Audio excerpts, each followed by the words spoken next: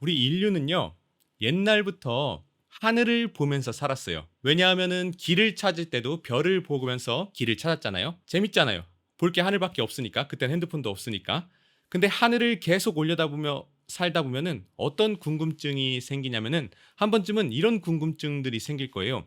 하늘은 왜 파란색이지? 하늘이 왜 파란색인지 궁금했을 거란 말이에요. 그래서 그런 궁금증들이 쌓이고 쌓이고 쌓이다가 뭐 결국에는 왜 하늘이 파랬는지 알아냈겠죠. 그래서 지금은 학교에서 하늘이 파란 이유에 대해서 배웁니다. 여러분도 뭐 고등학교, 중학교 나왔으면 배웠을 거예요. 그래서 하늘이 파란 이유에 대해서는 이제는 거의 모두가 알고 있죠. 근데 하늘이 파란 이유에 대해서 배우고 나면요. 그 이유를 정말 잘 이해한 사람들은 어떤 의문이 새롭게 생기냐면은 하늘은 왜 보라색이 아닌 거지? 이런 의문이 생겨요. 그렇죠? 그렇지 않습니까, 여러분? 왜 하늘이 보라색은 아닌 건지에 대한 궁금증이 생긴 적이 있다 하시는 분 한번 거수해 볼까요, 우리? 그쵸? 있습니다. 잠복이님. 네, 그쵸. 궁금하죠? 하늘이 왜 보라색이 아닌지 궁금했을 거예요, 여러분. 공부를 열심히 한 사람들은 이게 궁금했을 겁니다. 저도 궁금했어요. 하늘이 왜 보라색이 아닌지. 그래서 오늘은 왜 하늘이 보라색이 아닌 건지에 대해서 얘기해 볼 거예요. 물론 난 그게 궁금해 본 적이 없는데 이런 사람들도 걱정하지 마세요. 오늘 왜 하늘이 보라색이 아닌 게 궁금해야 되는지부터 시작해서 왜 하늘이 보라색이 아닌지에 대한 이유까지 얘기해 보겠습니다. SF 영화를 보면요, 여러분. 태양이 나오잖아요. 우주선을 타고 가면은 이렇게 태양이 보이는 장면이 있잖아요. 예를 들면은 이런 장면들이죠. 자, 우리 이런 영화 많이 보잖아요. 이 영화는 아니고 그냥 영상이긴 한데요.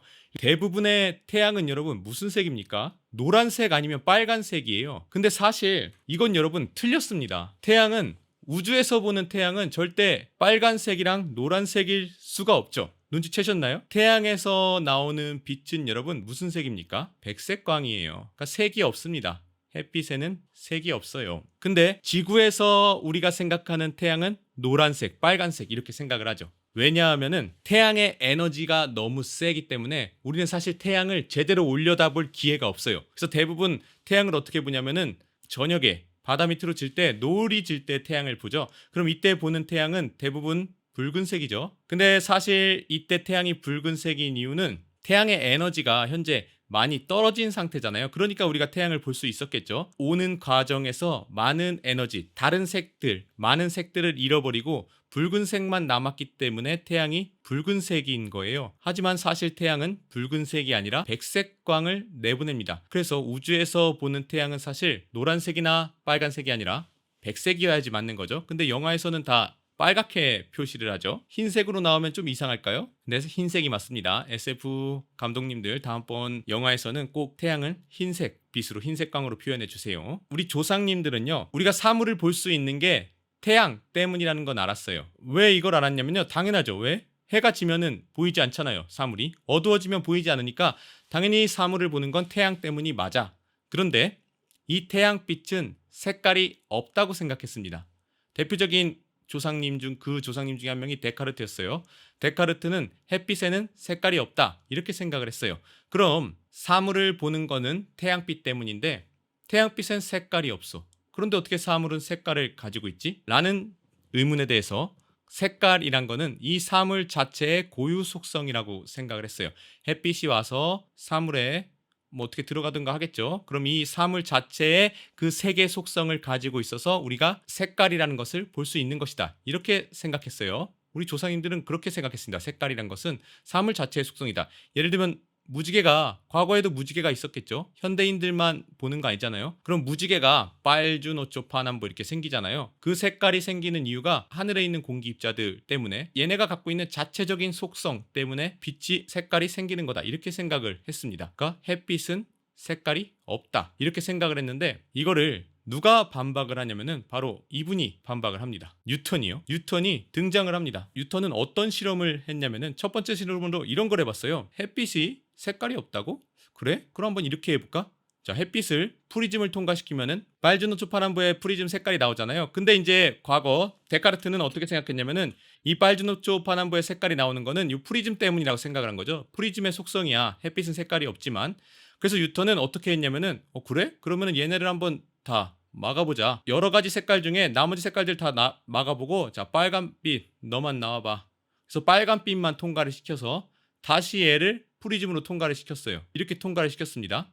그러면은 만약 색깔이 여러분 이 프리즘 자체의 성질 때문에 이 자체가 만들어낸 그런 속성을 가지고 있다면은 이 빨간 빛이 나왔을 때 똑같이 빨주노초 파남보로 나눠지진 않더라도 최소한 다른 색깔들로 나오는 게 더 합리적이잖아요. 그렇죠, 여러분? 이 프리즘 때문에 색깔이 생긴 거라면은 빨간 빛을 집어넣어도 다른 색깔의 빛이 펼쳐지는 게 더 논리적입니다. 하지만 빨간 빛을 프리즘으로 집어넣으면은 빨간색만 나와요. 그래서 뉴턴은 좀 이상했던 거죠. 아, 이상한데? 데카르트 말한 건 좀 아닌 것 같은데? 그래서 두 번째는 얘를 볼록 렌즈로 모았어요. 빨주노초 파남보로 나눠진 빛들을 다시 모았더니 백색광이 다시 되었어요. 그리고 다시 얘를 프리즘으로 나눴더니 다시 빨주노초 파남보의 색깔이 나왔어요. 그래서 뉴턴은 결국 어떤 결론을 내리게 되냐면은 햇빛은 색깔이 없는 게 아니라 빨주노초 파남보 색깔이 나온 이유는 이 햇빛 이미 이 빨주노초 파남보의 색깔의 빛들을 가지고 있기 때문이다 라는 결론을 뉴턴이 새롭게 내립니다. 햇빛이 다양한 색깔을 가지고 있다는 걸 밝혀낸 게 뉴턴이에요, 여러분. 뉴턴이 F는 MA만 알아낸 게 아니라 이 광학적으로도 굉장히 많은 업적을 가지고 있습니다. 그러면 이제 다시 지금의 빛에 대해서 좀 더 정확히 한번 얘기를 해보십니다. 위대한 과학자가 한 명 있습니다. 근데 인쇄소의 견습공 출신의 위대한 과학자예요. 바로 마이클 패러데이죠. 집이 가난했어요. 아버지가 목수였는데 공부를 할 형편이 안 됐죠. 그러니까 옛날 영국 사회의 아래 계층 의 서민이었어요. 지금으로 따지면은 초등교육 정도밖에 배우지 못했죠. 덧셈 뺄셈 정도만 배우고 인쇄소의 견습공으로 일하고 있었습니다. 근데 마이클 패러데이는 거기서 일하면서도 초등학교만 나왔지만 그냥 초등학교라고 하겠습니다. 쉽게. 배움에 대한 열정이 매우 높았습니다. 강연도 막 찾아서 가서 보고요. 혼자서 막 공부를 하려고 노력을 굉장히 많이 했어요. 그러다가 우연히 어떤 일이 있었냐면은 이 인쇄소에 온 손님 중에 되게 그런 연구소 쪽으로 높은 분이 오셨는데 그분이 강연 티켓을 하나 마이클 패러디한테 줬어요. 근데 그 강연 티켓이 바로 당시에 정말 유명했던 화학자예요. 험프리 데이비라는 영국 화학자의 강연이었습니다. 이분은 뭐 하신 분인지 혹시 아시나요? 전기 분해를 해가지고 알카리 금속이라는 것을 발견한 사람이 험프리 데이비예요. 아마 들어보셨을 거예요. 이 사람의 강연을 마이클 패러데이가 보게 된 거죠. 패러데이는 이 강연을 보고서 어떻게 했냐면요. 이 사람이 강연한 내용을 다 노트로 정리를 해서 그거를 재본을 해가지고 데이비한테 보냅니다. 그리고서 거기다가 뭐라고 편지 썼냐면은 저 좀 조수로 써달라. 나도 가서 과학 연구를 좀 하고 싶다. 나를 조수로 써달라. 이렇게 보낸 거예요. 근데 여러분이 만약에 험프리 데이비예요. 명망 높은 과학자예요. 편지를 보낸 사람은 덧셈 뺄셈밖에 하지 못하는 인쇄소의 견습공이고요. 사실 말이 안 되잖아요. 조수로 쓴다는 게. 근데 패러데이가 그 보낸 그 노트에 패러데이의 메모가 정말 기가 막혔답니다. 험프리 데이비가 말로 강연을 했을 거 아니에요. 그 당시에는 PPT 같은 게 없으니까 다 말로 강연을 했는데 그 말을 도식이라든가 그림 막 이런 것들로 엄청나게 표현을 했는데 그 표현 능력이 어마어마했던 거예요. 데이비는 그런 모습에 감명을 받았어요. 하지만 아무리 그렇다고 해도 조수로 쓰기는 힘들죠. 근데 하필 그때 험프리 데이비가 눈이 다쳐가지고 연구 조수가 딱 필요했던 시기라고 해요. 그래서 그거랑 겹쳐서 우연이랑 우연히 겹쳐서 마이클 패러데이가 이 험프리 데이비의 조수로 들어가게 된 거죠. 그래서 나중에는 여러분 근데 어떻게 됐냐면은 마이클 패러데이가 수학을 못하고 이제 교육을 못 받았는데 워낙 그런 직관적인 능력이 굉장히 뛰어났어요. 그러다 보니까 점점 험프리 데이비를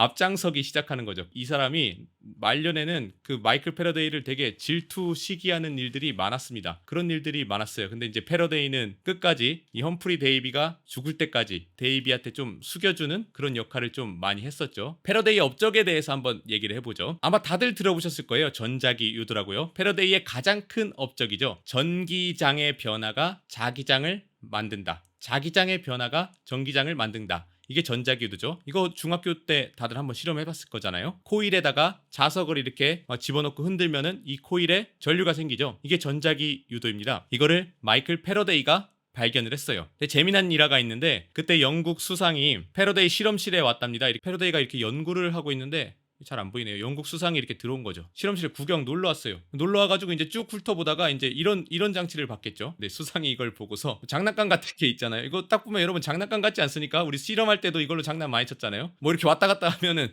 전구가 반짝반짝반짝 켜지니까 이제 재밌잖아요. 그걸 보고서 이제 이렇게 얘기했대요. 아니 이런 거는 어디다 쓸 데가 있습니까? 이렇게 물어본 거예요. 이런 걸 대체 어디다 씁니까? 이렇게 물어본 거죠. 정말 순수하게 물어봤을 거예요. 뭐 비꼰 건 아닐 겁니다. 그냥 궁금해서 물어봤겠죠. 도대체 이런 걸 어디다 씁니까? 그러니까 패러데이가 대답한 게 저도 모릅니다. 이거를 어디다 쓸지. 근데 혹시 모르죠. 나중에는 이걸로 세금을 매기게 될지도, 이걸로 사람들이 세금을 낼지도 모르겠죠 했는데 100년 뒤인가요? 실제로 영국에서 최초로 전기에 세금을 받게 됐죠. 정말 놀랍지 않습니까? 그런 일들이 있었습니다. 택지님, 패러데이 때문에 전기세를 내고 있는 거였네. 그러네요. 생각해보니까 우리가 전기세 내는 게 패러데이 때문이었네요. 그렇게 되는 건가요? 그런데 여기서 자세히 보셔야 될 거는 여기 이거를 잘 보셔야 돼요. 이 화살표 그림. 우리는 이제 이거에 익숙하죠. 전기장과 자기장. 근데 이제 그 당시에는 이런 그림들이 없었어요. 이런 그림들이 왜 생겼냐면은 패러데이가 수학을 못했다 그랬잖아요, 여러분.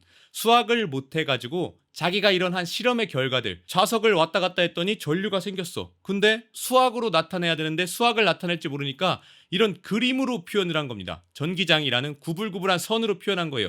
이 그림에요, 여러분, 굉장히 많은 의미가 담겨 있어요. 그냥 화살표가 아니라요. 자기력선이라고 할게요. 자석이니까. 자기력선이 좁은 곳은 자기력이 강한 곳이고, 이 자기력성이 드문드문한 곳은 자기력이 약한 것의 표현이에요. 그리고 이 자기력성은 절대 이렇게 서로 가로지르지 않고요. 굉장히 많은 의미가 있어요, 여기에. 그러니까 수학적 의미가 이 그림에 다 담긴 거예요. 굉장히 창의적이고 혁신적이죠. 이게 어떻게 보면은 패러데이가 수학을 배우지 못했기 때문에 할 수 있는 발상이라고 할 수 있는데요. 이런 능력이 패러데이가 갖고 있는 정말 뛰어난 능력 중에 하나였습니다. 자, 근데 이게 처음에는 과학자들도 와 했어요. 와, 대박이다. 이런 거 어떻게 생각했지? 했는데 나중에는 이제 패러데이가 엄청나게 많은 실험들을 하고 실험 결과들을 냈거든요. 엄청나게 많은 데이터가 있는데 그 데이터들을 다 수학이 아니라 이런 선으로 다 표현을 했습니다. 그러다 보니까 처음에는 다른 과학자들도 와 하다가 또 선우를 그리니까 또 또야? 이렇게 되는 거죠. 그러니까 점점 이제 외면하기 시작해요. 패러데이의 이런 구불구불한 선을 다른 과학자들은 이제 외면합니다. 왜냐하면 과학은 결국 수학으로 증명돼야 되거든요. 그게 안 되니까 점차 패러데이는 말년에는 뒷방 늙은이 취급을 점차 받게 되죠. 수학을 못해가지고요. 그러다가 이제 누가 등장하냐면은 독일의 과학 신성, 젊은 과학자 제임스 클러크 맥스웰이 등장을 합니다. 제임스 클러크 맥스웰은 젊은이답게 수학을 굉장히 잘했어요. 수학에 능통했습니다. 그래서 맥스웰이 어떤 역할을 했냐면은 패러데이랑 편지를 주고받으면서 패러데이의 실험 결과들을 다 봤습니다. 자신이 엄청나게 많은 데이터를 가지고 있을 거 아니에요. 패러데이가 지금으로 말하면은 빅데이터를 가지고 있는 거죠. 그 데이터들을 맥스웰이 다 수집을 해가지고 그걸 수학적으로 이제 분석을 해요. 패러데이가 하지 못했던 수학적 분석을 맥스웰이 대신하기 시작하는 거죠. 뭐 물론 패러데이의 실험 결과뿐만 아니라 맥스웰은 다른 뭐 앙페르라든가 그동안 나왔던 전자기 현상에 대한 많은 실험 데이터들을 분석을 해서 수학적으로 정리를 하기 시작합니다. 그래서 맥스웰은 전자기 현상을 설명하는 맥스웰 방정식이라는 것을 만들어요. 4가지의 방정식에 우리 전기와 자기 현상의 모든 내용을 담은 것이죠. 미스터 춘님, 주워먹기 같은 건가요? 아, 주워먹기가 아니죠. 그게 어려운 거예요, 여러분. 실험 결과들을 수학적 법칙, 4개의 법칙으로 만들었잖아요. 그걸 이렇게 정리한다는 게 어려운 거예요. 뉴턴도 똑같지 않습니까? 뉴턴이 다 일일이 뭐 실험해서 그런 데이터들을 얻은 게 아니에요. 그동안 뭐 케플러라든가 뭐 갈릴레이 이런 사람들이 한 실험 데이터들, 그동안에 쌓인 과학 지식들을 뉴턴의 법칙이라는 만유인력의 법칙이라는 수학적 법칙으로 만들었다는 데 의의가 있는 거죠. 근데 그게 어려운 겁니다, 사실 여러분. 맥스웰 방정식 4개의 방정식인데요. 첫 번째가 먼저 다이버전스, 잘 기억이 날지 모르겠습니다. 다이버전스 E는 입실론 제로분의 로우 라는 뜻이에요. 이 로우가 전하입니다. 전하. 그리고 이거는 무슨 뜻이냐면은 전기장의 발산. 그러니까 쉽게 얘기하면 이런 거죠. 전기장이 이렇게 뻗어 나가는 것은 뭐 전하랑 관련이 있다. 뭐 이런 내용입니다. 쉽게 얘기하면은. 두 번째가 다이버전스 B, 자기장은 제로이다. 이거는 어떤 뜻이냐면은 자기장의 발산의 원천은 없다. 그러니까 전하에서는 전기장이 뿜어져 나오지만 자기장이 뿜어져 나온 원천, 쉽게 얘기하면 자아라고 하는데요. 자아라는 건 없다. 뭐 이런 내용입니다. 세 번째는 잘 기억이 안 나네요. 컬 E는 마이너스 라운드 T분의 라운드 B. 이건 중고등학교 때 배우죠. 전기장의 회전. 그러니까 전기장이 이렇게 삥 둘러서 생기는 거 전류라고 생각하면 쉬울 거예요. 이렇게 전류가 생기는 것은 라운드 T 분의 라운드 B, 자기장의 변화, 자기장의 시간 변화죠. 자기장의 변화와 관련이 있다. 그러니까 자기장의 변화가 전류를 만든다. 뭐 이렇게 해석하면 쉬울 겁니다. 네 번째가 컬 B는 뭐였더라? 이거였던 것 같습니다. U0J 더하기 U0 입실론 제로 라운드 T분의 라운드 E 이거죠. 마지막 건 좀 기나요? 자기장의 회전. 자기장이 이렇게 삥 둘러 생기는 거예요. 자기장의 회전은 U0J 전류 밀도란 뜻인데요. 뭐 전류의 흐름이라고 생각하시면 됩니다. 전류랑 전기장의 변화와 관련이 있다. 이게 맥스웰 방정식이에요, 여러분.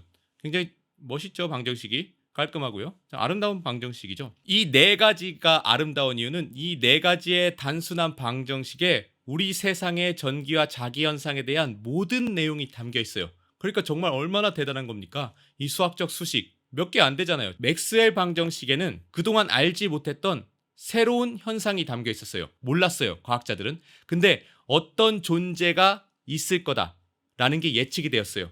그게 바로 뭐냐면요, 여러분. 전자기파입니다. 맥스웰이 맥스웰 방정식을 만들고 나니까 어라? 전자기파라는 게 있는데? 라는 걸 알게 된 거예요. 파동인데 전자기 파동. 전기와 자기가 서로 이렇게 얽히고 꽈배기처럼 이렇게 얽히면서 진행해 나가는 전자기파가 있다라는 게 이 맥스웰 방정식 안에 들어있습니다, 여러분. 이걸 예견했어요. 그동안은 전자기파가 있는지 몰랐거든요. 근데 이 파동이 있다라는 걸 예견을 했어요. 그리고 실제로 이거를 나중에 발견을 했고요. 근데 문제는 이 전자기파가 그 당시 알고 있었던 빛의 속력이랑 너무나 똑같았던 거죠. 그래서 맥스웰은 뭐 이게 빛이다 라고 결론을 내립니다. 그래서 빛은 전자기파이다. 전자기파는 빛이다. 이런 결론이 맥스웰 방정식으로부터 유추가 된 것이죠. 그때부터 이제 사람들은 빛은 전자기파이다 라는 사실을 알게 됐어요. 우리도 알고 있죠. 빛은 전자기파잖아요, 여러분.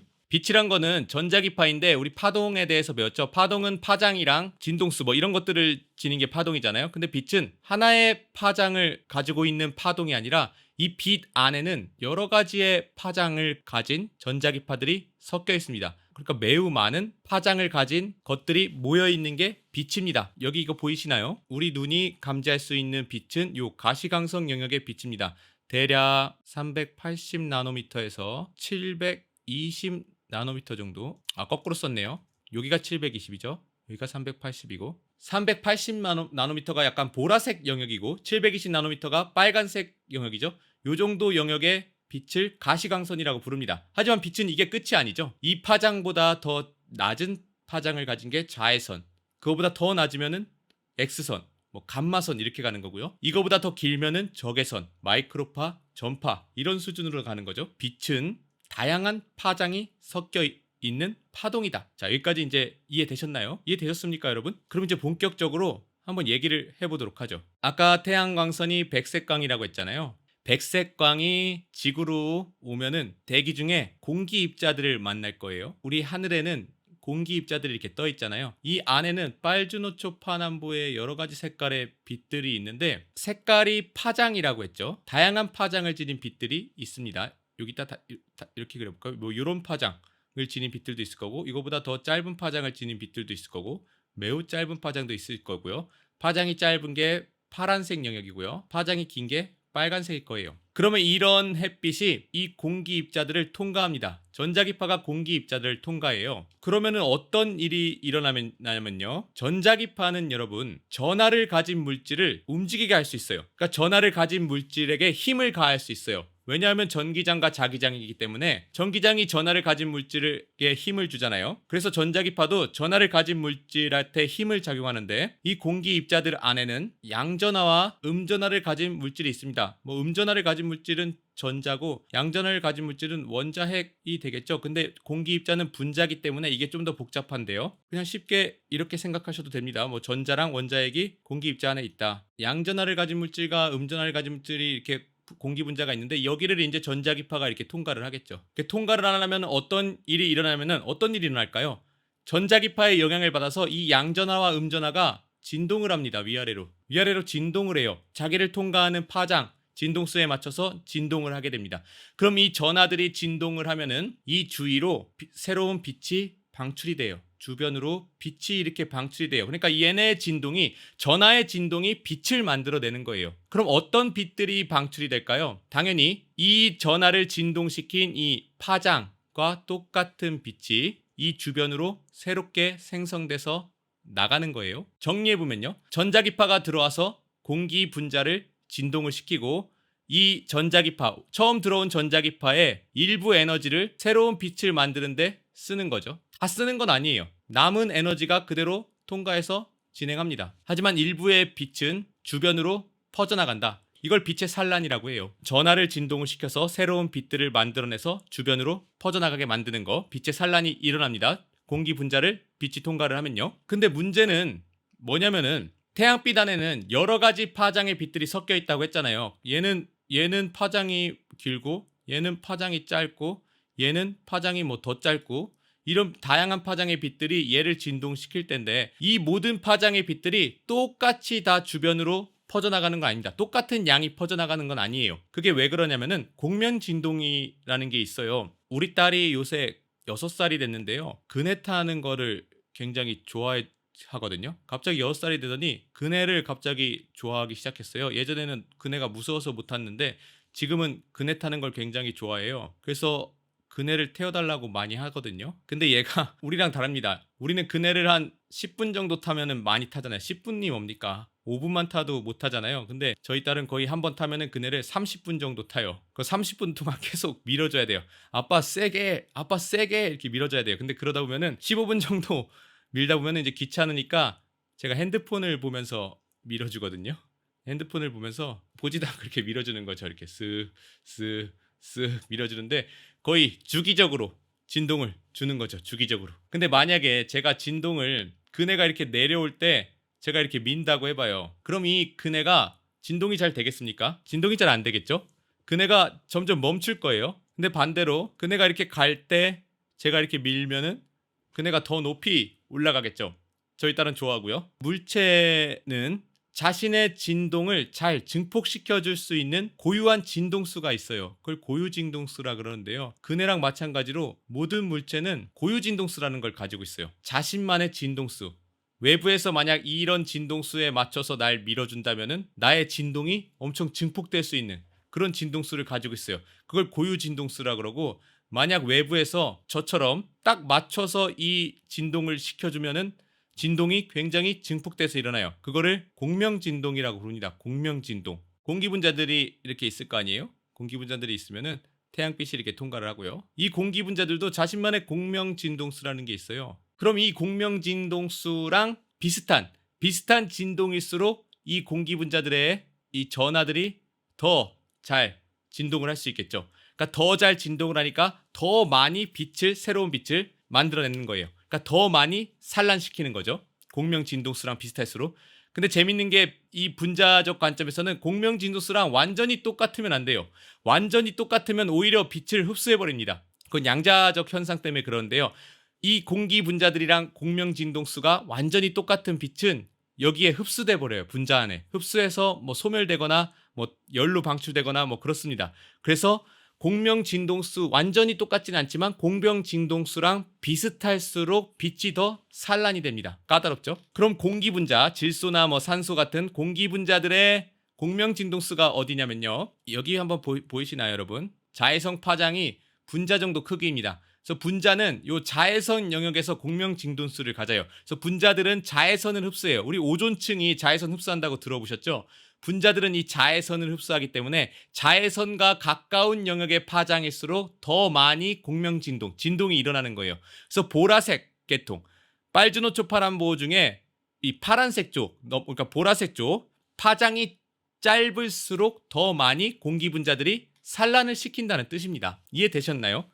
이 빛에는 정리해보면요, 이 빛에는 다양한 파장의 빛들이 섞여 있고요. 요 밑에다 여기다 그려보면 되겠네요. 태양으로부터 오는 빛에는 다양한 파장들의 빛이 섞여 있는데, 이 공기 분자들이 이 빛을 산란시킬 때 파장이 짧을수록, 그러니까 보라색에 가까울수록 더 많이 빛을 산란시킨다. 그래서 학교에서는 이렇게 배웠을 거예요. 빨간색보다 파란색 계통의 산란이 더 많이 일어나기 때문에 우리가 하늘을 봤을 때 하늘의 색깔을 본다는 것은 하늘에 펼쳐진 빛을 보는 겁니다. 산란된 빛을, 공기 입자들한테서 산란된 빛을 우리가 보는 거예요. 이걸 하늘의 색깔이라고 인지하는 거죠. 여기서 산란된 빛. 근데 이 산란된 빛은 빨간색보다 파란색이 더 잘 산란되기 때문에 우리는 하늘을 파란색이라고 생각하는 거다. 이렇게 아마 선생님이 얘기해 줬을 거예요.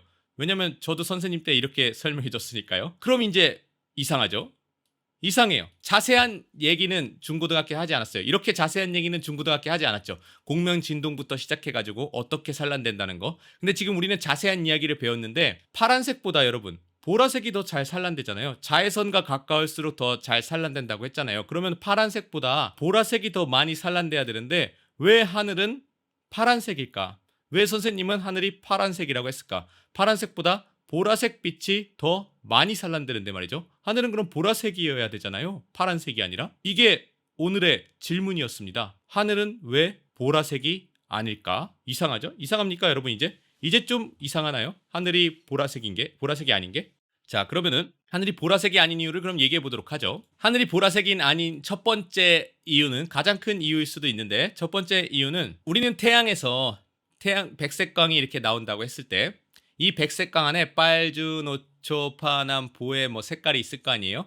그럼 이 빨주노초 파남 보의 양들이 모두 똑같을 거라고 오해를 하죠. 빨주노초 파남보의 세기가 모두 똑같이 들어있을 거다 오해를 하지만 그렇지 않습니다.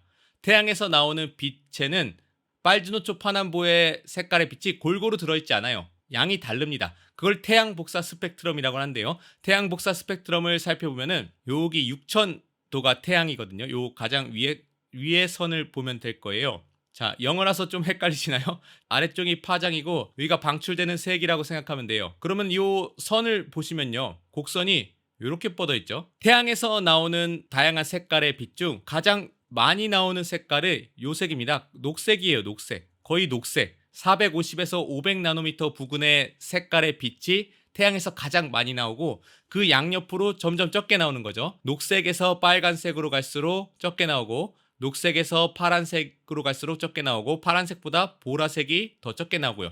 그러니까 애초에 보라색은 태양빛에서 적게 나와요. 파란색보다 보라색이 더 적게 나온다. 그게 첫 번째 이유가 될 수 있는 거예요. 보랏빛이 더 잘 산란되는데 하늘이 파란 이유는 애초에 태양에서 나오는 빛에는 보랏빛보다 파란빛이 더 많이 들어있기 때문에 이게 첫 번째 이유고 두 번째는 보라는 잘 산란된다 그랬잖아요. 근데 우리가 눈으로 보는 하늘은 거의 대륙권 영역의 하늘을 우리가 눈으로 보잖아요. 우리가 뭐 저기 성층권 넘어 외권 뭐 우주까지 보진 못하잖아요. 우리가 보는 영역은 여기 대륙권 영역입니다. 요 하늘을 보는 거잖아요. 근데 보라색 빛은 산란이 잘 되기 때문에 여기를 거쳐 오면서 여기 잘 안 보이니까 빨간색으로 해볼게요. 여기를 거쳐 오면서 이미 여기 하늘에서 많이 산란돼서 사라집니다. 여기서 산란이 많이 돼가지고 점점 약해져요. 빛이. 점점 약해져서 여기에 도달했을 때는 대륙권에 도달했을 때는 보랏빛이 많이 남아있지 않다. 이게 두 번째 이유예요.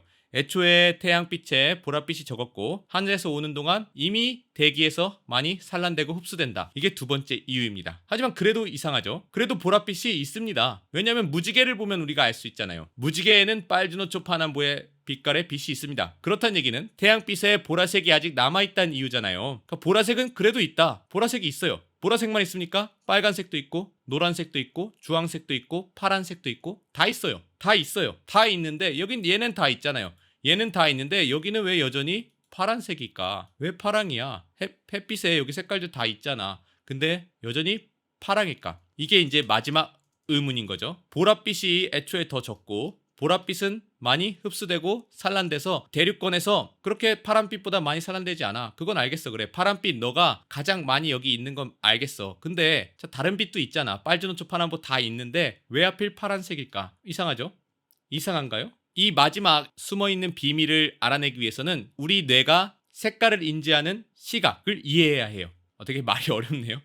갑자기 물리에서 여러분 생물 쪽으로 넘어가니까 뭐라고 표현해야 될지 확실히 전공 영역이 아니다 보니까 용어의 사용이 굉장히 갑자기 확 어려워졌습니다. 우리 뇌의 메커니즘을 이해해야 됩니다. 색깔을 이해하는. 우리 뇌에는 색깔을 인지하는 네 가지 세포가 있어요. 네 가지 종류의 세포. 빛에는 다양한 파장의 빛들이 있잖아요. 빨주노초 파남보 뭐 엄청나게 많은 파장의 빛이 있지만 걔네가 아무리 많더라도 우리 뇌에는 그것들을 구분하는 4가지 종류의 세포밖에 없어요. 이것도 고등학교 때 배울 텐데요. 원추세포라는 게 3가지 종류가 있습니다. 쉽게 RGB라고 쓰겠습니다. RGB가 있고요. 간상세포라는 게 있어요. 얘가 한 가지가 있어요.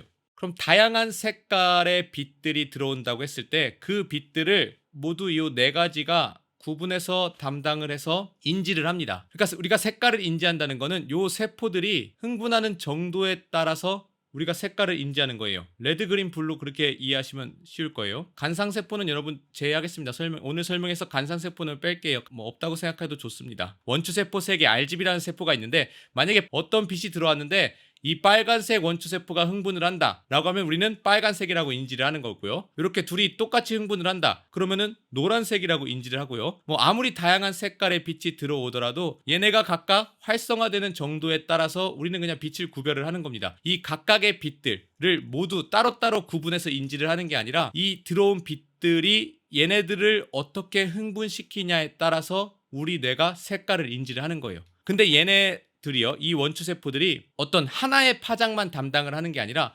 자신만의 영역이 있어요. 햇빛을 담당하는, 햇빛의 여러 파장 일정 영역을 담당하는 자신만의 영역이 있어요. 그게 요 그래프거든요. 요 그래프 해석을 한번 잘 해보도록 하죠.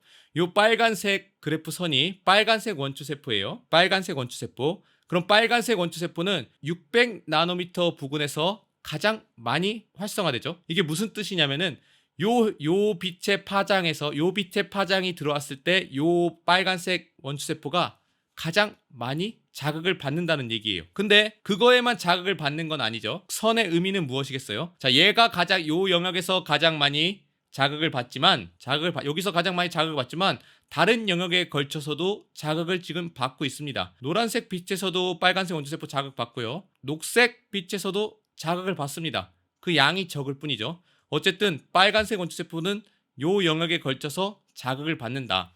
녹색 원추세포는 녹색빛 530나노미터 부근에서 가장 많이 자극을 받죠. 하지만 빨간 빛에서도 어느 정도 자극을 받고요. 뭐 파란 빛에서도 일정 부분 자극을 받습니다. 파란색 원추세포는 당연히 파란색 영역에서 가장 많은 자극을 받겠죠.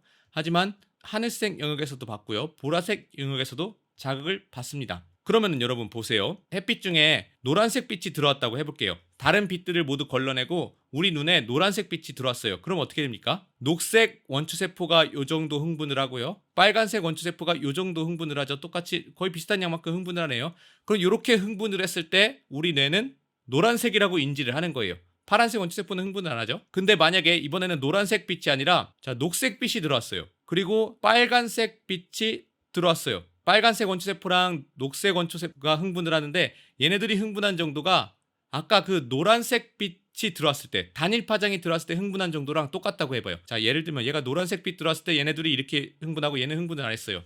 근데 우리가 이번에는 빨간빛이 조금 들어왔어요. 한 요 정도 들어오고 초록빛이 한 요 정도 들어왔어요. 근데 얘가 흥분시킨 게 요 위랑 동일하다고 해봐요. 동일하다고. 그러면은 결과적으로 우리 뇌는 얘를 두 개를 똑같이 노란색으로 생각을 한다. 왜?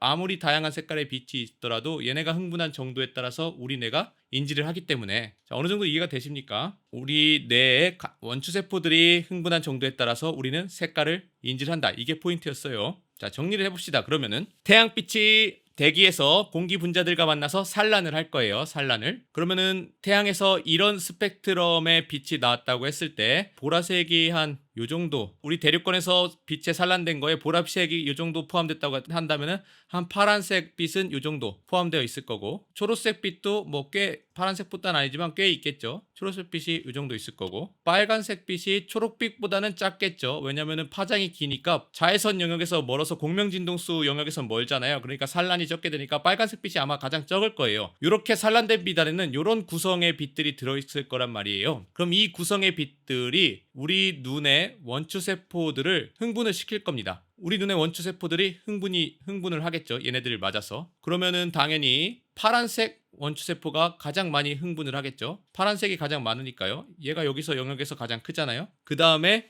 초록빛이 많으니까 초록색 원추세포가 그 다음 많이 흥분을 하고, 그 다음 빨간색 원추세포가 흥분을 하는데, 한 가지 특이한 점이 뭐냐면은 빨간색 원추세포는 요 빨간 부분에서 피크를 가지는데 점점 작아지다가 이상하게 보랏빛 영역에서 한 번 더 민감해져요. 이상하죠? 빨간색 원초세포는 보라색 영역에서 잠깐 다시 민감해집니다. 그래서 이 보랏빛이 조금 있잖아요. 보랏빛이 조금 있어서 요 보랏빛이 초록색 원초세포는 자극을 안 시키는데 빨간색 원초세포는 여기 약간 자극을 해요. 그래서 결과적으로 우리 RGB 원초세포가 어떻게 자극을 받냐면요. RGB가 있다고 해볼게요. RGB가 있다고 했을 때 하늘에 산란된 빛에서 파란색 원초세포가 가장 많이 자극을 받고 녹색과 레드가 서로 비슷한 양만큼 조금 자극을 받습니다. 이렇게 자극을 받아요. 하늘에 산란된 빛으로부터 우리 세 가지 원초세포가 이런 식의 자극을 받아요. 그럼 요거는 뭐랑 똑같습니까? 요거는 어떤 빛이 들어온 거랑 똑같아요.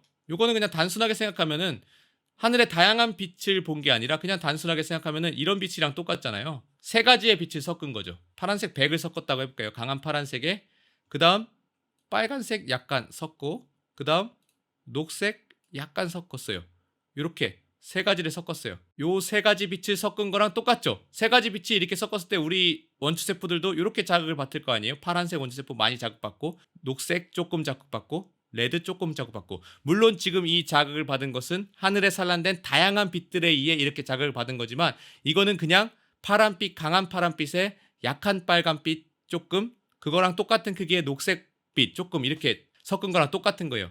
그럼 이 색이 여러분 섞어보면 알겠지만 이 빛의 색깔이 뭐가 나오냐면은 뭐가 나옵니까? 이렇게 섞어보신 분 있습니까? 이 빛의 색깔이 여러분 결국 우리가 보는 하늘색이 나옵니다. 하늘색. 이게 결국 여러분 하늘색이에요. 하늘에 산란된 빛에는 다양한 색깔의 파장이 있습니다. 매우 많은 색깔의 파장이 있어요. 빨주노초 파란보 다 있어요. 그 중에는 물론 파란색 빛이 가장 많이 산란돼서 가장 많이 있어요. 보랏빛은 더 잘 산란되지만 애초에 보랏빛은 양이 적어서 파란빛보다는 적어요. 하지만 있어요. 녹색빛, 빨간빛보다 많이 있습니다.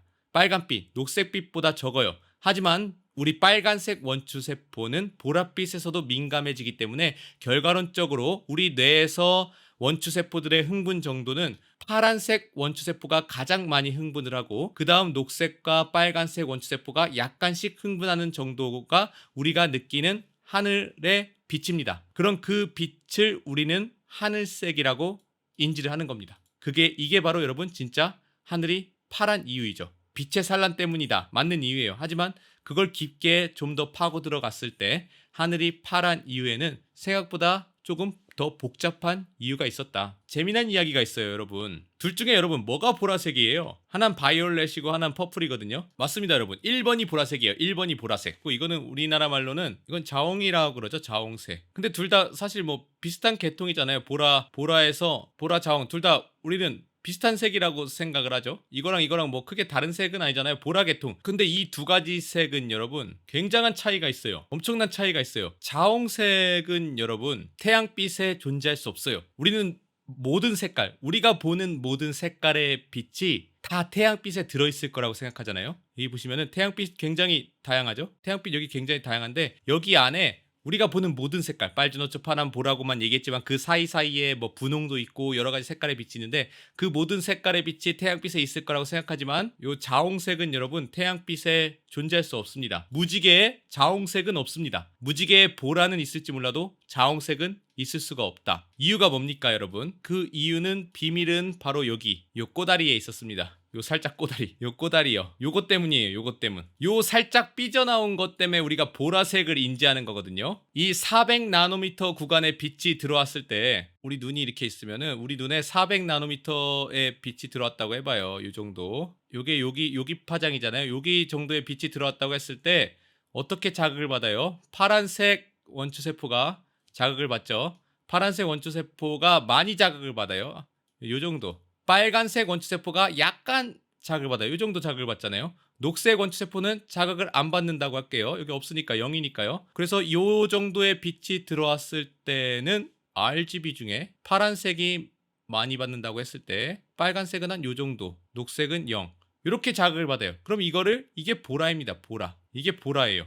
그런데 자홍은 여러분 자홍색 RGB 센서로 자홍색 만들어 본 분도 있을 텐데 자홍은 어떤 색깔의 빛이냐면은 이 RGB 센서 중에 블루가 이렇게 있으면은 빨간색 원초세포도 블루만큼 자극을 받아야 돼요. 이렇게 두 가지가 세게 자극을 비슷한 정도 비율이 빨간색 원초세포가 자극을 받는 비율이 커야 돼요. 블루만큼. 그게 자홍색이에요. 빨간색 원투세포가 여기서 더 많이 자극을 받을수록 자옹에 가깝게 변합니다. 보라에서. 근데 우리 자연에 존재하는 태양광선의 빛으로는 절대 이렇게 만들 수 없죠. 태양광선으로는 세 가지 원투세포의 자극을 절대 이렇게 만들 수 없어요. 이 두 개가 자극을 받는 비율이 얘가 높고 얘가 낮아요. 자연에 존재하는 빛으로는 이 파란색 원투세포랑 빨간색 원투세포가 동시에 강하게 자극을 받게 만들 수 없습니다. 그렇게 만들기 위해서는 두 가지 빛을 섞는 수밖에 없어요. 파란빛과 여기 이 파란빛을 이렇게